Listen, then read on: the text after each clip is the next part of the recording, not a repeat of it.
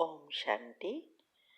हाँ, कई बार हम प्रश्न के उत्तर में कहते हैं कि आप YouTube पर हमारे चैनल पर जाओ और प्लेलिस्ट में आपको सब कुछ ग्रुप वाइज मिलेगा। लेकिन कईयों की कंप्लेन होती है कि हम उसको प्लेलिस्ट में जाने का समझ नहीं आ रहा है और या नहीं जा रहे हैं।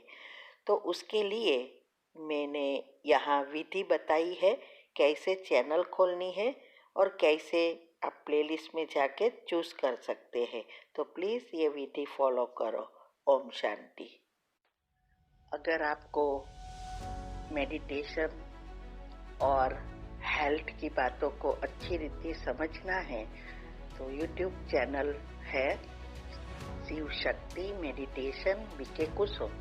फिर सब्सक्राइब करेंगे और जो लक्ष्मी नारायण का आइकॉन है उस पर टच करेंगे तो हमारी चैनल खुल जाएगी।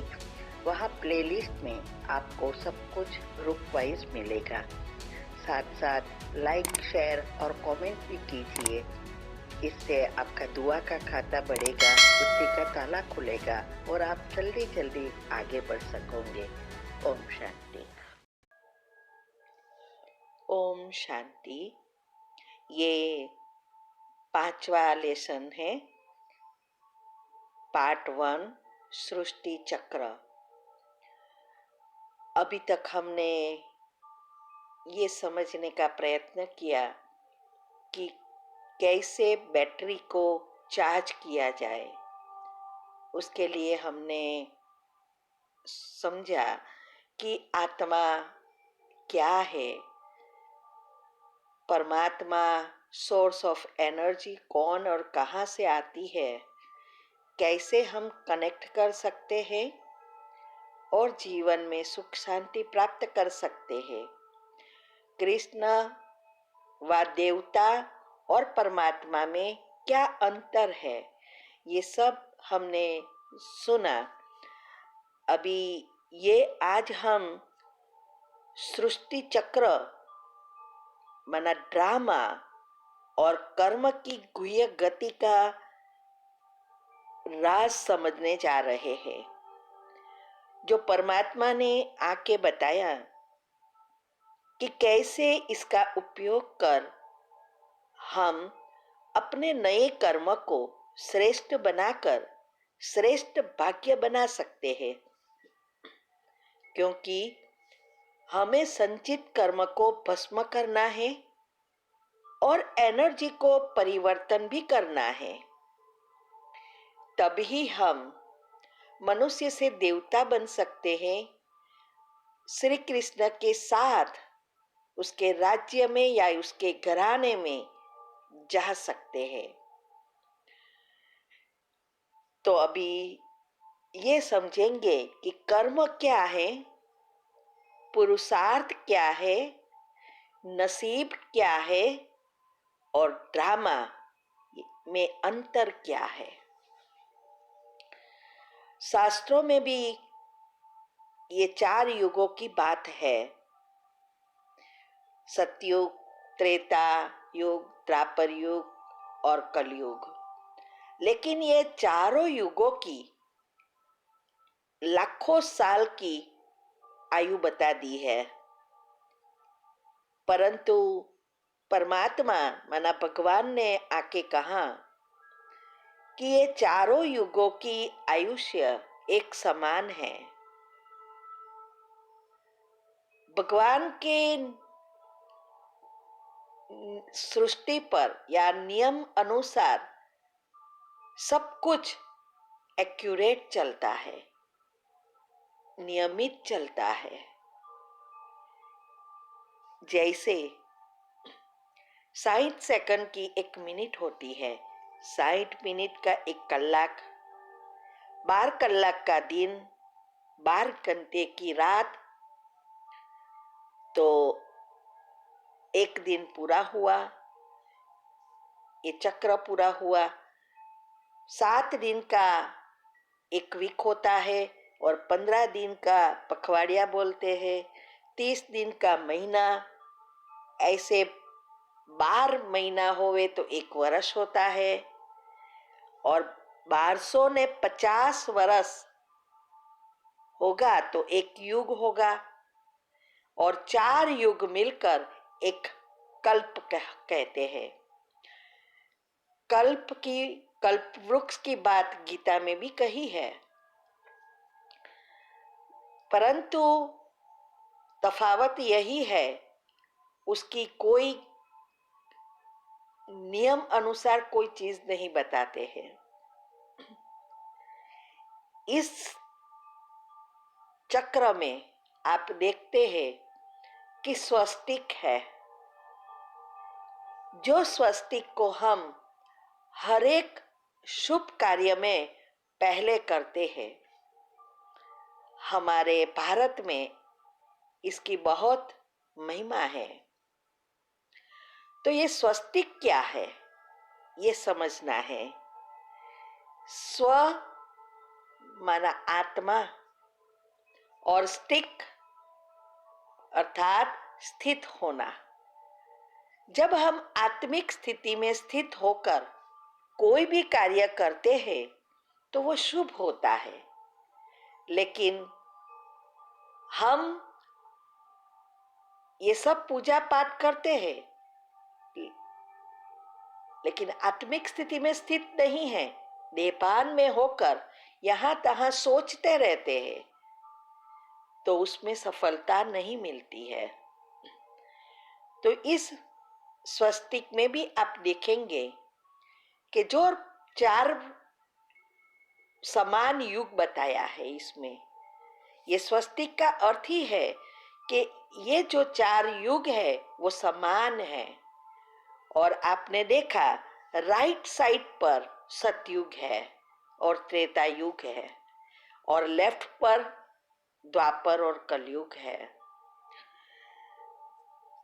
तो इसका मतलब यह हुआ कि ये सतयुगी देवी देवताएं आत्माएं भगवान के राइट हैंड है। जैसे दुनिया में भी बड़े बड़े डायरेक्टर्स या मैनेजर्स के राइट हैंड होते हैं ना, ऐसे इस सृष्टि रूपी कंपनी में भी परमात्मा के हम देवी देवताएं राइट हैंड है। फिर इसमें बताया है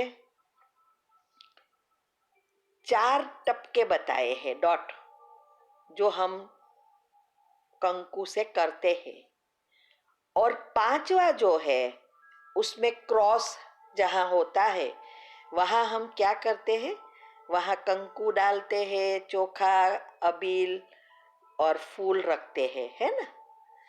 तो ये क्या है, ये उनकी यादगार है कि जो आत्माएं इस सृष्टि में पहले जन्म से आकर चारों 4 युग में घूमती है, ये जो डॉट रखते हैं ना लाल टपका, वो उनकी निशानी है, आत्मा की निशानी। तो वो आत्मा वो सारे युग में घूमती है, चारों युगों में, और फिर 5वां युग में माना संगम युग जिसको कहते हैं, इस चित्र में बताया है कि जैसे बार में 5 मिनट बाकी हो, ऐसा जो का एक लाइन बताई है वो है संगम युग। तो ये जहां क्रॉस होता है वो संगम युग की जगह है। तो उसमें हम जो पूजा की सामग्री रखते हैं, उसका अर्थ यह है कि वो आत्माएं घूमकर संगम युग पर फिर से परमात्मा की बनकर प्रैक्टिकल में चोखा माना चावल जैसे सफेद, आत्मा में कोई दाग नहीं, फूल जैसा सुगंधीदार, कोमल माना गुणों से भरपूर, ऐसा हम फिर से पूज्य देवता बनते हैं, उसकी यादगार है। हम अभी तक करते आए, लेकिन हमें ये पता नहीं था ना, भगवान ने आके बताया। तो जैसे ये सब दुनिया में भी चक्र होते हैं ना, ये सृष्टि सारी चलती है, उसमें कई सारे चक्र है।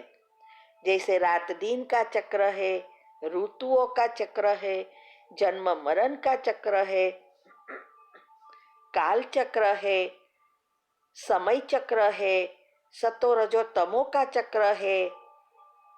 ऐसे ही ये 5000 वर्ष का भी एक चक्र है जो घूमता ही रहता है।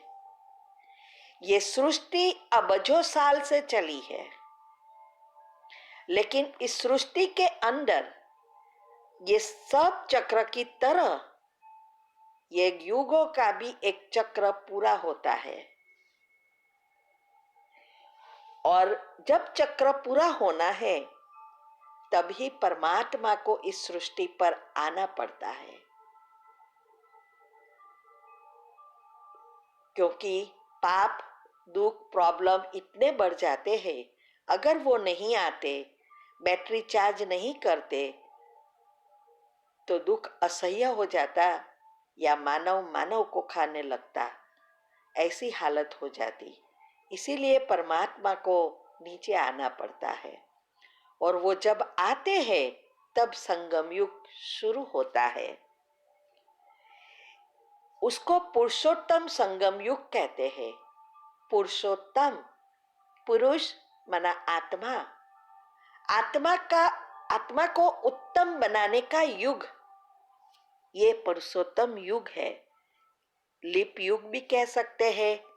ये गुप्त युग है, लगभग 100 साल की है उसकी आयुष्य। दूसरे ग्रुप की युग की आयुष्य 1250 है, लेकिन ये संगम युग सिर्फ 100 साल का है। इसीलिए कहते हैं शास्त्रों में ब्रह्मा की आयुष्य 100 साल की है।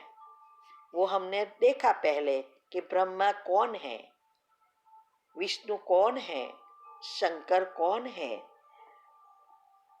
तो ये जो समय है संगम युग का, वो नर से नारायण बनने का समय। हमने कितनी बार सत्यनारायण की कथा सुनी, लेकिन कोई सत्यनारायण बने नहीं।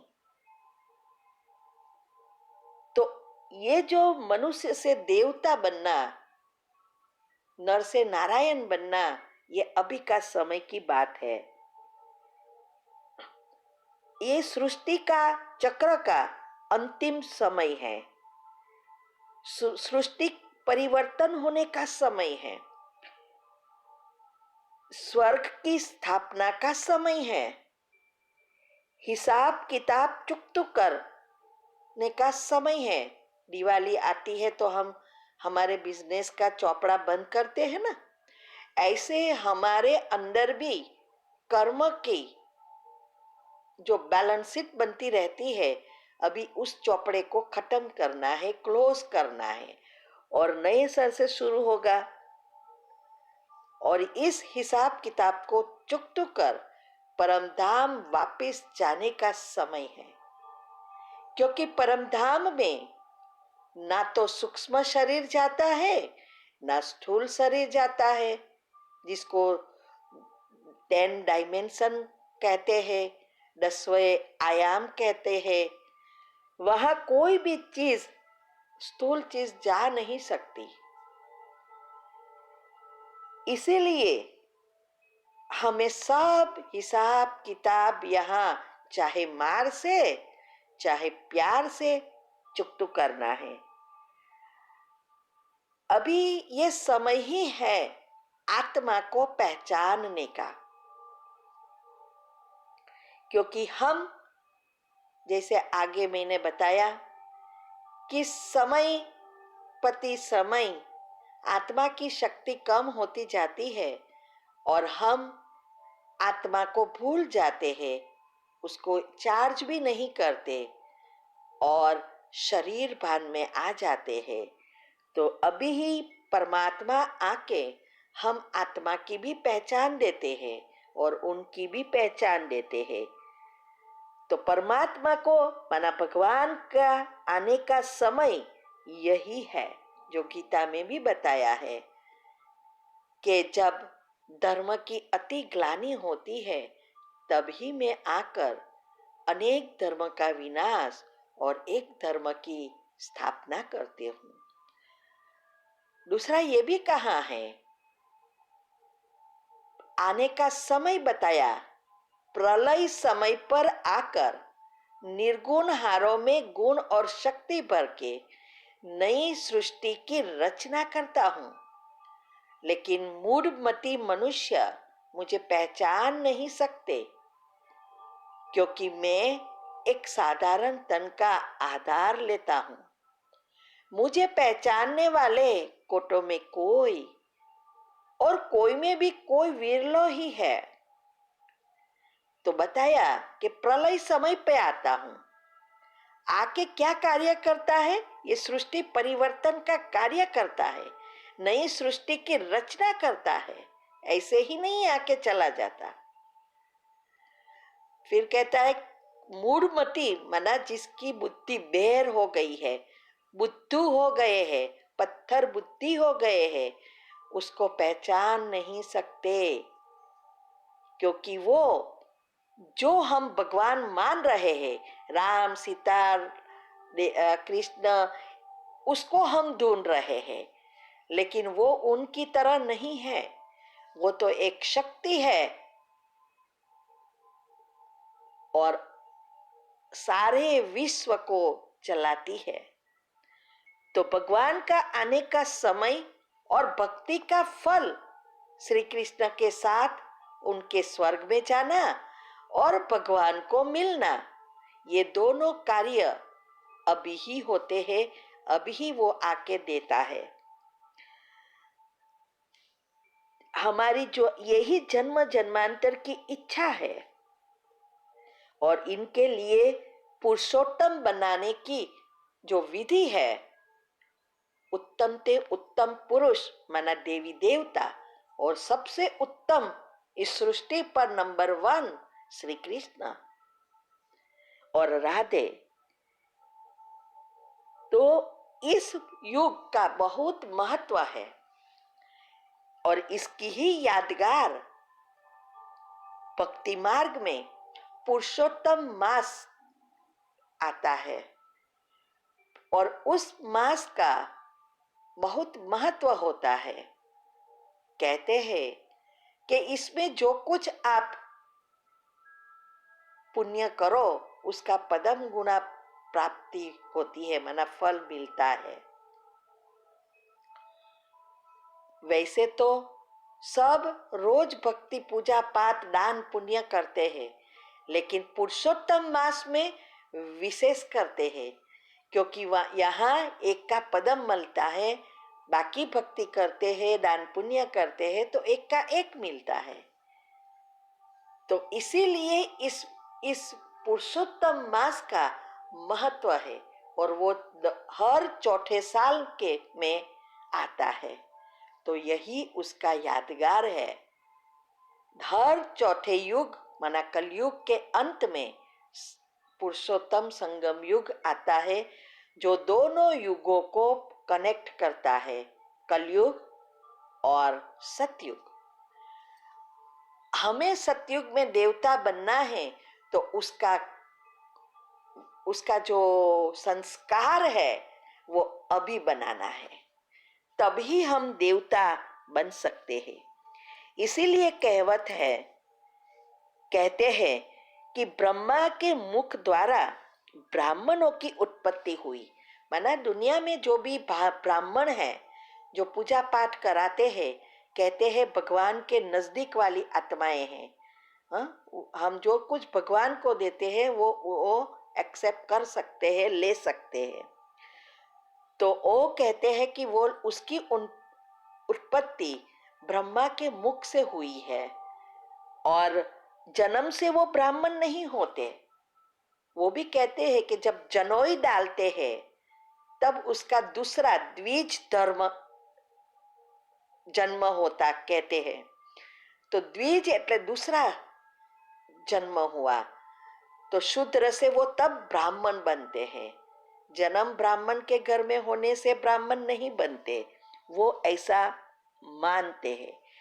तो हम भी वास्तव में अभी जब परमात्मा सृष्टि पर आते हैं तो हम उनके बच्चे बनते हैं। तो हम कलयुगी दुनिया में शूद्र है, लेकिन इसी दुनिया में परमात्मा के बनना अर्थात उसकी श्रीमत पर चलते हैं, उसको पहचानते हैं। तो हमारी ये जनोई हो गई, हमारा दूसरा जन्म हुआ, ब्राह्मण बनते हैं। और वो भी कराता है किसके द्वारा? ब्रह्मा के द्वारा। हमने पहले सुना कि ये ब्रह्मा कौन है? श्री कृष्ण के अंतिम जन्म की आत्मा। वैसे भी ये पुष्टि मार्ग वाला जो होते हैं, श्रीनाथ जी वाले, कहते हैं श्री कृष्ण की 84 बैठक। तो वो बैठक क्या है?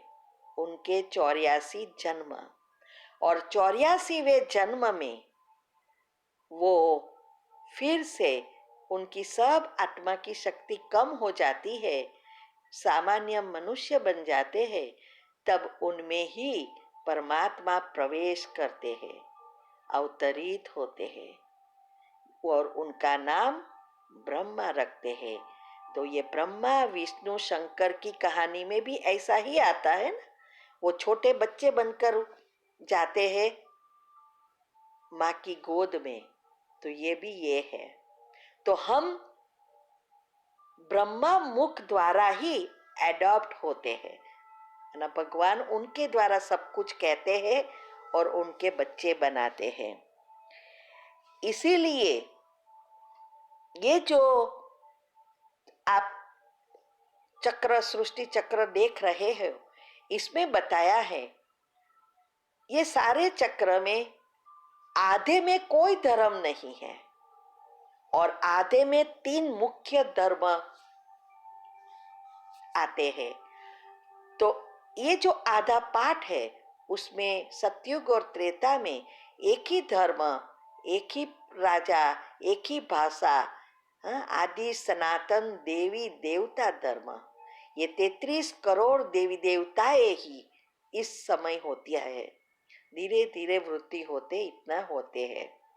फिर आप देखेंगे इब्राहिम धर्म, बुद्ध धर्म અને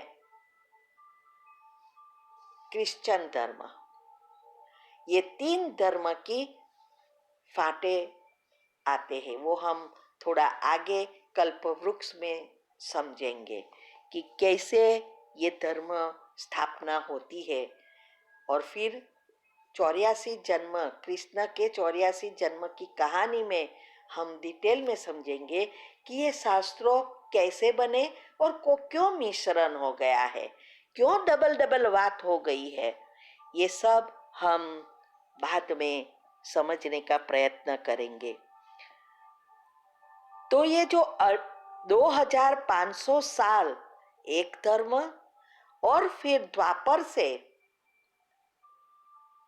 ये 3 धर्म धीरे धीरे आते हैं, फिर इसमें से अनेक फाटे पड़ जाते हैं। ये जो ड्रामा का नॉलेज है सृष्टि चक्र का, वो भगवान आके इस समय ही देते हैं पुरुषार्थ करने के लिए। कहते हैं कि जब भी आत्मा पहली बार इस सृष्टि पर आई और इस प्रकृति का शरीर धारण किया, तब पहले जन्म में उसने जो कुछ किया वो सब उसकी आत्मा में फिक्स हो गया और 5000 साल का ये ड्रामा तैयार हो गया जो रिपीट होता है, हुबेहू रिपीट होगा। 5000 साल के बाद हम ऐसे ही व्यवहार करेंगे।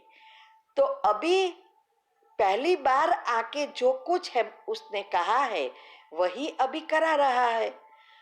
तो ये जो अभी का पाठ है वो अभी फिक्स नहीं हुआ हमारे में। मैंने अभी तक जो कुछ बोला ये फिक्स हो गया, लेकिन अभी नया क्या करना है वो मेरे हाथ में है। ऐसे ही ये जो ड्रामा का ज्ञान का उपयोग करके हम पुराने कर्म को भस्म कर, क्योंकि हम संसार में रहते हैं और इतने जन्मों के हमारे कर्म के हिसाब किताब सबसे बने हैं और हमें चुकतू करना है तो समस्याएं तो आएगी।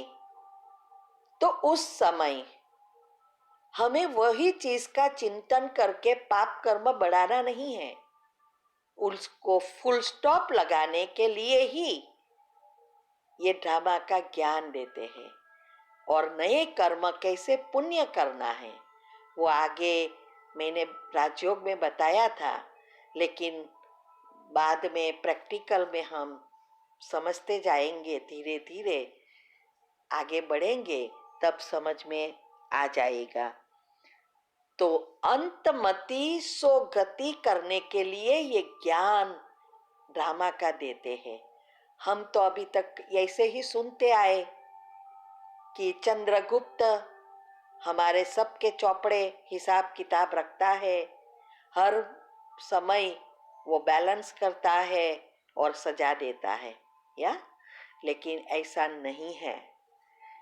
चंद्रगुप्त और कोई नहीं है, हमारा सबकॉन्शियस माइंड और जागृत मन हर पल हमारे एक एक चीज का फोटो ले रहा है। गुप्त रीति से दिखाई नहीं देता, लेकिन सब कुछ हमारे अंदर छपता जा रहा है, उसको चंद्रगुप्त कहते हैं। तो अभी हमें पता चला कि हमारा सबकॉन्शियस माइंड ही सब कुछ करता है और वही यूनिवर्सल सबकॉन्शियस माइंड माना परमात्मा का सबकॉन्शियस माइंड से जुड़ा है। ये सारा नेटवर्क है, जैसे कंप्यूटर में होता है, हाँ? सुपर कंप्यूटर सर्वर, और उसमें से कई जोड़ान करते हैं। ऐसे ही ये कोडलेस भगवान के घर में ये सिस्टम तो कब से, जब से सृष्टि शुरू हुई तब से चलती आई है। और साइंस ने अभी वो निकाला कोडलेस, तो भी उसमें वायरिंग सब कुछ करना पड़ता है। यहाँ तो कुछ दिखाई नहीं देता, फिर भी सृष्टि सिस्टमेटिक चलती है ना। तो ये ड्रामा का ज्ञान हमें पुरुषार्थ के लिए उपयोग करना है, अच्छे कर्म करने के लिए उपयोग करना है। जीवन में कोई भी बड़ी इतनी खराब परिस्थिति आ जाए तो इस ड्रामा का ज्ञान का उपयोग कर फुल स्टॉप लगाना है कि हाँ, ड्रामा में था, मेरा ही ये पास्ट का कर्म है जो अभी पूरा हुआ। इस सामने वाली व्यक्ति या स्थल का कोई दोष नहीं है, दोष मेरा ही है। मेरा कर्ज उतर गया तो खुशी करनी है। जैसे दुनिया में भी कर्ज खत्म होता तो खुश होते हैं ना, तो यहाँ भी खुश होना है कि चलो एक कर्म तो फिनिश हुआ। दुनिया में अभी सब रोक कर और बढ़ाते हैं, हमें अभी उसको फुल स्टॉप लगाकर अच्छे चिंतन करके पुण्य का खाता बढ़ाना है और अच्छे कर्म बनाना है। तो ड्रामा फिक्स है, तो कई बार ऐसा होता है कि पुरुषार्थ क्यों करे, नसीब में होगा तो पुरुषार्थ होगा। तो सवाल ये होता है, क्या नसीब में होता है तो पुरुषार्थ होता है या पुरुषार्थ करते हैं तब नसीब बनता है? तो ऐसी बात हुई जैसे इंडा पहले या मर्गी। मर्गी होती है तो अंडा आता है, अंडा होता है तो मर्गी हो आती है, लेकिन मर्गी तो चाहिए ना। ऐसे ही पुरुषार्थ होगा तो नसीब बनेगा। इसीलिए नसीब अलग चीज है, पुरुषार्थ अलग चीज है, ड्रामा अलग है। जैसे अच्छी हमारी नौकरी या जॉब मिलना अच्छा बिजनेस मिलना, सारी तक मिलना, ये हमारा नसीब है। लेकिन इस एनवायरनमेंट में सच्चाई से चलकर आगे बढ़ना और उच्च पद लेना, अच्छी कमाई करना, ये पुरुषार्थ है, ये नसीब नहीं है। ऐसे हर चीज में होता है। जैसे हमें हमारा परिवार मिलना, माँ बाप, पति पत्नी, संतान, जो कुछ हमें धन, घर संसार, सुविधाएं, जो कुछ मिला है वो हमारा नसीब है। लेकिन इन सभी से अच्छा व्यवहार करना, सभी चीजों का सदुपयोग करना, अच्छा कर्म करना, ये पुरुषार्थ है। उसमें नसीब काम नहीं आता। और इस सभी चीजों का अच्छा व्यवहार करना या सदुपयोग करने के लिए, अच्छे कर्म करने के लिए पुरुषार्थ करना पड़ता है। और उसके लिए चाहिए शुद्ध बुद्धि। और शुद्ध बुद्धि के लिए चाहिए शुद्ध विचार। और ये शुद्ध विचार ज्ञान से ही मिलते हैं, आत्मज्ञान। इसीलिए गीता में कहा है सबसे श्रेष्ठ ज्ञान आत्मज्ञान, जिससे तुम परमात्मा को मिल सकते हो, पा सकते हो।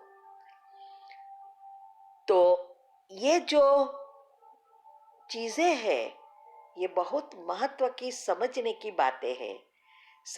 ये जो कर्म की गुह्य गति हमने 12 चैप्टर तो लिखे हैं, भेजे हैं यूट्यूब पर, वो सुनो। बहुत सूक्ष्म ते सूक्ष्म है। हम समझते हैं कि सिर्फ किसी को दुख दिया वो कर्म है, या सुख दिया वो कर्म है। लेकिन नहीं, परमात्मा ने आके कहा कि कर्म की शुरुआत संकल्प से होती है। किसी के लिए बुरा सोचना भी कर्म बन जाता है। ये सूक्ष्म गति को आप सुनेंगे तो इस बारे में बहुत अच्छी रीति समझ में आएगा, क्योंकि अभी मुझे ये लंबा नहीं करना है। तो ये जो नसीब और पुरुषार्थ दोनों अलग है।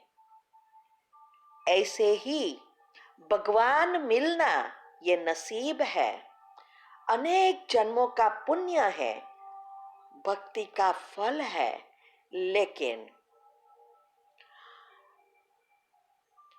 पुरुषार्थ करके उच्च पद पाना, श्री कृष्ण के राज्य में पहले जन्म में जाना, कुलदेवी बनना, या श्री कृष्ण के घराने की परिवार की सदस्य बनना, इसमें पुरुषार्थ है, वो नसीब पर निर्भर नहीं है। तो हमें भाग्य है, हमारा पुण्य है, भक्ति का फल है, वो मिला है। इसीलिए 33 करोड़ में से 9 लाख पहले जन्म वाली कुलदेवियां बनती है। फिर 16,108, इससे भी कम 108 जो श्री कृष्ण के घराने की परिवार वाली आत्माएं बनती है। तो सिर्फ नाम देने से कुछ नहीं होता। अगर हमें किसी जैसा बनना है तो हम उनके नाम देंगे तो क्या बन जाएंगे? नहीं ना। उसने जो कुछ किया है वो हमें करना पड़ेगा। तो श्री कृष्ण ने जो कुछ श्री कृष्ण बनने के लिए किया है वो हमें भी करना पड़ेगा। तभी हम श्री कृष्ण के साथ जा सकेंगे। सिर्फ गाते रहना, इससे श्री कृष्ण नहीं मिलता, न तो भगवान मिलते। इसीलिए अभी हमें 33 करोड़ में तो आ जाएंगे ये कोर्स करेंगे तो। फिर पुरुषार्थ, पहले तो त्रेता का पहले जन्म, फिर सतयुग का 8 जन्म, फिर पहले नंबर में आना। तो सबको ड्रामा का ज्ञान कहाँ यूज करना ये समझ लेना अच्छी रीति, और अच्छा पुरुषार्थ करो। अभी तो समय भी वैसे कम है, लेकिन आजकल आपको जो कुछ मिल रहा है तैयार मक्खन मिल रहा है, लिफ्ट का जमाना हो गया है। इसीलिए आपको सिर्फ उबाल कर घी करना है तो उसमें समय नहीं जाता ना। दही बनाकर, छाछ बनाकर वलोड़ा करना और मक्खन निकालना, इसमें ही समय जाता है।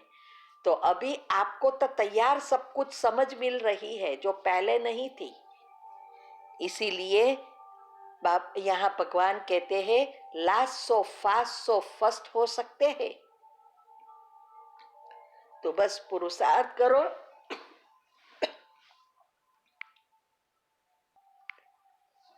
और आगे बढ़ो। अभी ड्रामा कैसे बनता है, जो मैंने कहा पहली बार जब हम आए सृष्टि पर तो आत्मा की शक्ति अनुसार नंबरवार आए, हमारे गुण अनुसार हमने संकल्प चलाए और हमारे संस्कार बने, संस्कार से हमारे कर्म बने, और फिर परमात्मा के माना भगवान के नियम अनुसार हर समय पाप और पुण्य बनता रहा। जो संकल्प से अंदर चलता रहा वो नहीं दिखाई देता, जो हमने एक्ट किया वही दिखाई देता है, और जो कुछ हमने किया वो सब फिक्स हो गया, वो ड्रामा है। और हर जन्म बैलेंसिड बनती है, वो नसीब है। इसीलिए जो कुछ हमने पहले जन्म में किया है, अच्छा व बुरा पाठ जो भी है वो फिक्स हो गया, वो रिपीट होता रहता है। जैसी आत्मा की शक्ति ऐसा ही कर्म भोगने की और नए कर्म करने की रीत होती है। माना हमारे जब भी भोगना आती है तब हमारी आत्मा में कौन कैसी शक्ति है, कौन सी नाड़ी है जो एक्टिव है, उसके अनुसार और वातावरण के प्रभाव के अनुसार हम कर्म भोगते हैं और साथ साथ नया बांधते हैं। फॉर एग्जाम्पल, किसी को बीमारी आई तो रोज वो रोते रहते हैं, बीमार हूँ ये हूँ, और अच्छा कर्म बनाने के बजाय नया पाप कर्म माना दुखी होते हैं तो दुखी एनर्जी, नेगेटिव एनर्जी क्रिएट करते हैं। कोई किसी ने कुछ कहा तो उनके लिए भी चिंतन करके हम नया पाप कर्म बनाते रहते हैं, नेगेटिव एनर्जी। लेकिन जब हमारी आत्मा में शक्ति आती है, आत्मा शुद्ध पवित्र बनती है तो बुद्धि भी शुद्ध बनती है। तो आया और ये ड्रामा की गुह्य गति, ड्रामा और कर्म की गुह्य गति की यूज करके ऐसे ही हर कारण का निवारण कर बीमारी और समस्याओं से मुक्त हो सकते हैं। सारे विश्व में ये एनर्जी का ही खेल है, आत्मा की एनर्जी, परमात्मा की एनर्जी और प्रकृति की एनर्जी। ये सूक्ष्म एनर्जी का की खेल है, जो मैंने टॉपिक्स लिखकर मैं भेजती हूँ। पहले भी हमने 75 फिनिश किया। इसमें टेलीपैथी क्या है, एथर शक्ति क्या है, कैसे काम करती है, सब कुछ बताया है। और अभी संकल्प शक्ति का चल रहा है, तो आप वो भी पढ़ो, अच्छी रीति समझो, क्योंकि हर चीज को सुनना है, समझना है, समझकर जीवन में धारण करना है और फिर स्वरूप बन सकते हैं। माना अच्छे संस्कार बना सकते हैं। तो ये टॉपिक जो हम लिख रहे हैं, मंथन करके डिटेल में, वो समझो, पढ़ो और समझो, तभी आपका पुरुषार्थ बढ़ेगा और जल्दी जल्दी आगे बढ़ सकेंगे। तो ये हमारा आज का लेसन पूरा हुआ। अभी पार्ट 1 ये हुआ। पार्ट 2 में हम समझेंगे कि कल्पवृक्ष जिसकी गीता में बात की है वो क्या है, धर्म क्या है, आध्यात्मिकता क्या है, और ये जो कल्पवृक्ष रूपी झाड़ का भगवान आके कलम लगा रहे हैं, तो हम कलम बनने के लायक है या नहीं, ये अपने आप को हम चेक करेंगे और पुरुषार्थ करेंगे। ओम शांति।